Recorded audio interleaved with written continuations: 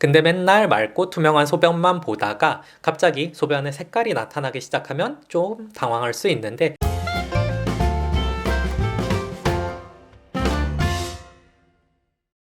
배꼽손 안녕하세요, 말랑닥터입니다. 좋아요 꾹 구독 꾹 눌러주시면 더 좋은 영상으로 보답할게요. 전에 아이가 아직 신생아이던 시절에 아내가 저한테 물어본 적이 있어요. 아이 기저귀에 왜 피가 나와요? 하고 말이에요. 별건 아니었는데 이런 식으로 아이 기저귀에서 평소 보지 못하던 소변 색깔이 나오면 당황하게 되죠. 그래서 오늘은 아이들 소변에 대해서 한번 얘기를 드려볼까 합니다. 아이들이 태어난 직후에는 소변을 보는 횟수가 적어요. 양도 적고요. 먹는 양이 적으니까 나오는 것도 적겠죠.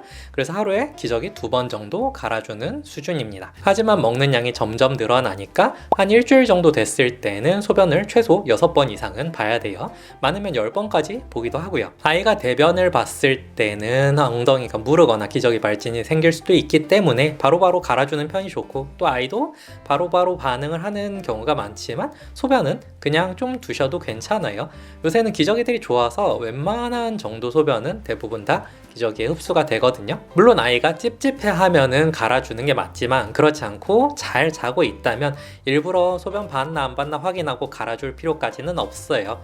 대신에 한 2-3시간에 한 번 정도 확인해서 갈아주거나 아니면은 수유할 때 확인하고 갈아주시면 됩니다. 신생아의 오줌 색깔은 보통 맑고 투명해요. 색깔이 없죠. 그래서 얘가 소변을 봐도 사실 눈으로 알 수는 없고, 냄새라든지 기저귀의 무게, 이런 미묘한 차이들로 구분을 해야 합니다. 그리고 요새는 기저귀의 색깔이 변하는 선이 있어서 얘가 소변이나 대변을 봤다는 걸 좀 더 쉽게 캐치할 수 있긴 하죠. 근데 맨날 맑고 투명한 소변만 보다가 갑자기 소변의 색깔이 나타나기 시작하면 좀 당황할 수 있는데, 흔하게 보는 색깔부터 한번 먼저 얘기 드려보면, 우선은 노란색, 진한 노란색, 어른들 소변 색깔처럼 나오는 거 말이에요. 이거는 소변이 많이 농축돼 있는 거예요. 고농축 소변. 색깔이 더 진할수록 더 많이 농축돼 있는 거고, 그만큼 냄새도 더 진해요. 소변, 암모니아 냄새 말이에요. 보통 수유량이 부족한 경우 흔히 나타나죠. 소변 보는 횟수도 같이 줄어들 수 있어요. 다만 아이들이 신생아 황달이 있는 경우에 가끔 밝은 노란이나 혹은 짙은 갈색의 소변을 보는 경우들이 있는데, 이런 경우는 소변 색깔만 변하는 게 아니라 황달 증상, 피부가 노래진다든지 눈이 노래진다든지 이런 증상들도 같이 나타날 수 있죠. 약간 주황색, 오렌지빛이 도는 소변을 보는 경우들이 있습니다. 기저귀에 묻어나듯이 나오는 경우도 있고요. 앞에서 아내가 저한테 물어봤다고 했던 것도 이 경우였는데, 요산입니다. 처음 보면 정말 피가 왜 묻어나왔지? 라고 생각할 수 있는 그런 느낌이 좀 들긴 해요. 생각보다 흔하게 보입니다. 신생아들 한 10명 중에 6명 정도에서 나타나거든요. 모유, 특히 초유를 먹고 있는 아이들한테서 좀 더 흔하게 나타나요. 몸에 들어온 영양분이 농축돼서 배출이 되는 거라 정상입니다. 너무 자주 나타나는 경우가 아니고 아이 소변 보는 횟수가 괜찮다면 말이에요. 보통은 몇 번 이러다 마는데, 이런 오렌지색 소변도 너무 자주, 예를 들어서 매주 2-3번 이상씩 나타나고 이런 게 점점 더 횟수가 늘어나고 더 심해진다, 이럴 경우에는 병원을 가서 확인을 해봐야 돼요. 정말 드물게는 감염이랑 관련 있는 경우들도 있거든요. 물론 그런 경우에는 아이 컨디션도 같이 좀 메롱하긴 할 거예요.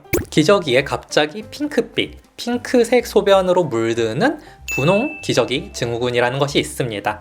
모유 수유하는 그 모유에서도 핑크빛이 나와요. 그래서 수유 패드만 봐도 확인할 수가 있죠. 이건 저도 실제로 본 적은 없는 건데, 항생제를 먹어서 그러는 경우들도 있다고는 하는데, 대부분 원인은 모르고 그냥 그렇게 나타난다고 합니다. 엄마한테 열이 난다든지 유선염이 심하다든지 이런 다른 증상들이 없다면 일부러 모유수를 끊을 필요는 없긴 한데, 만약에 너무 걱정되는 경우에는 모유수를 끊으면 이런 분홍 기저귀 증후군 증상은 없어진다고 합니다.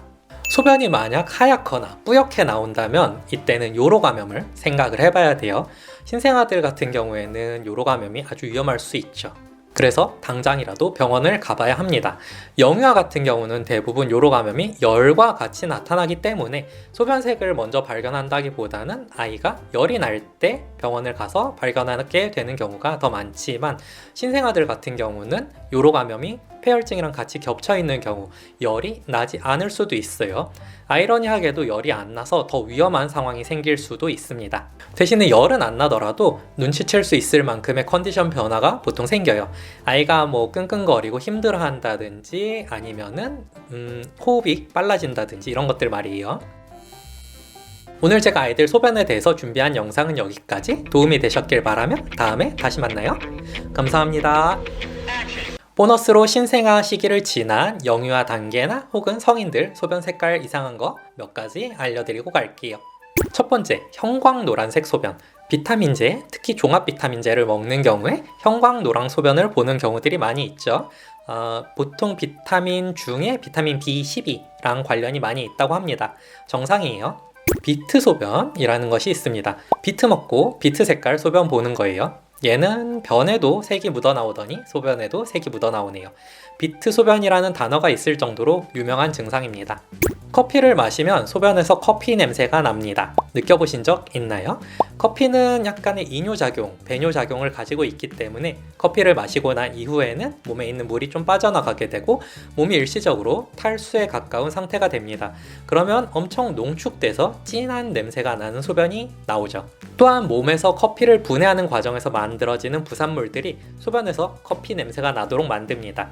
그러니까 커피를 마시고 난 이후에는 충분한 양의 물도 같이 마셔주세요.